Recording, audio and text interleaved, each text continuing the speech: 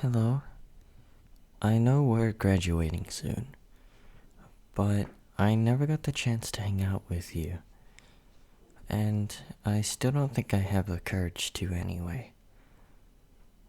You may not know me, but over the past couple years, I've certainly got to know you better.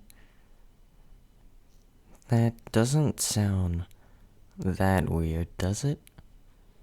Hopefully not. But in any case, I don't think it'll be much of your problem anymore.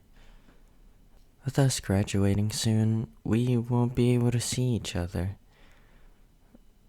Funny thing is, I'm moving, and so are you, but it's to opposite ends. And I don't know if I can take that. And I've tried so many things. I've even tried threatening my parents, and that didn't go so well. I suppose this is the last time I'll ever get to be in contact with you. So, I wanted to tell you how much I adore you, and how great you are.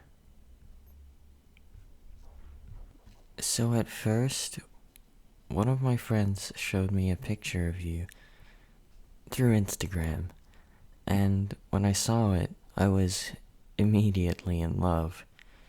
And I found your Instagram, and I followed you, and I looked through your profile every day. And then you posted something saying you wanted to move schools, and you did. You came to our school. And when I saw you in person, I didn't know what to say. My heart dropped. I didn't know what to do.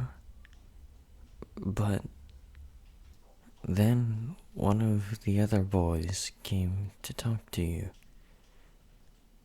And I didn't like that.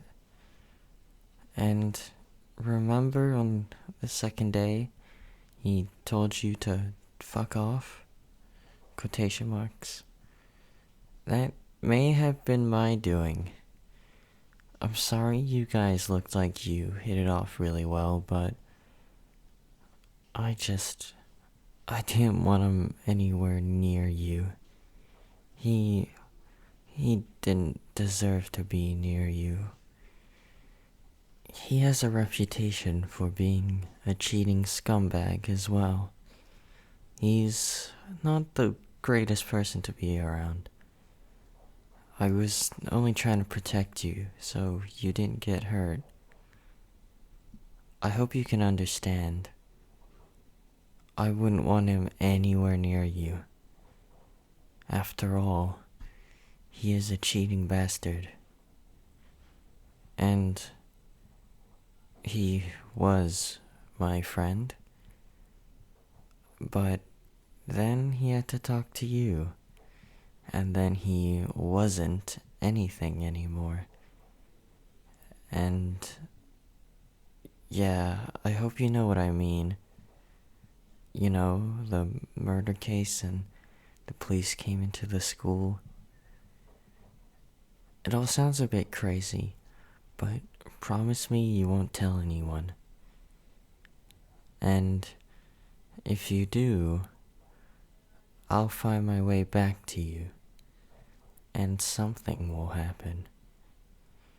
Or you can just read this letter peacefully and enjoy life. Back on the subject of you, in class, I noticed you didn't have many people to talk to. Well, I know you didn't. That was also my doing. But they didn't look down on you. They just didn't want bad things to happen to them. In fact, I remember them letting me go through your stuff.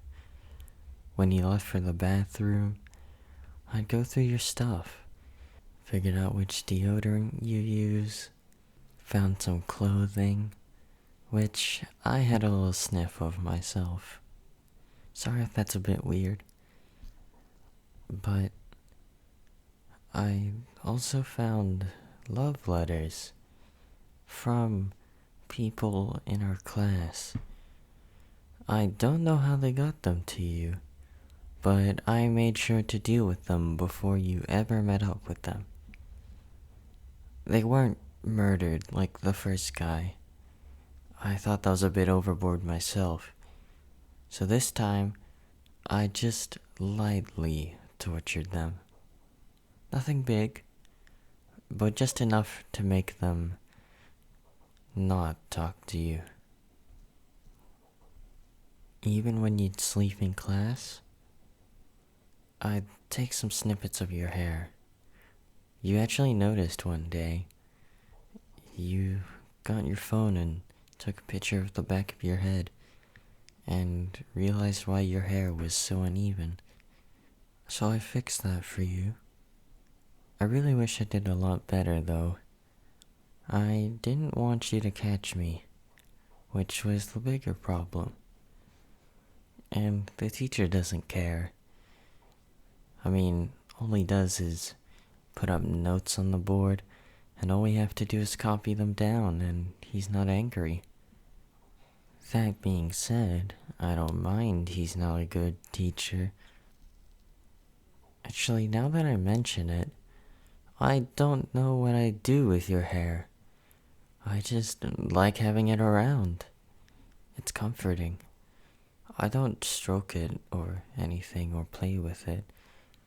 Just kind of keep it in a small sandwich bag and have it in my room.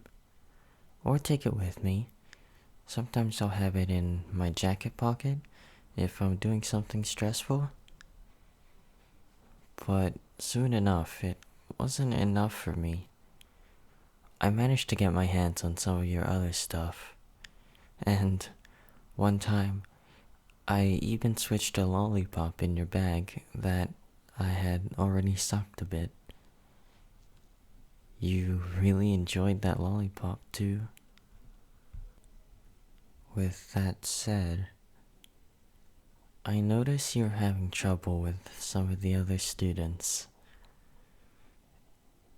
Not the normal getting ignored, but they were bullying you. These ones were outside of class. I don't know who they are, but I didn't have time to deal with them, unfortunately.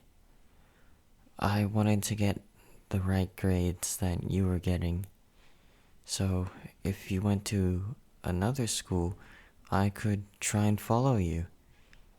However, that didn't work too well, and now I kind of wish I was dealing with them rather than studying for exams.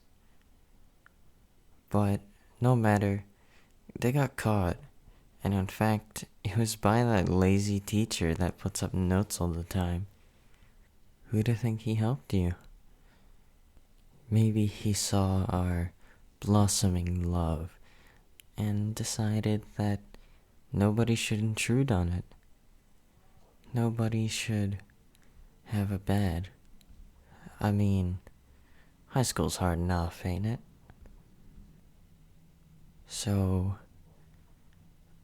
I think there's a lot more that I would like to write, but I don't know if you want any more of these after reading some of the things I've done. But please write back to me.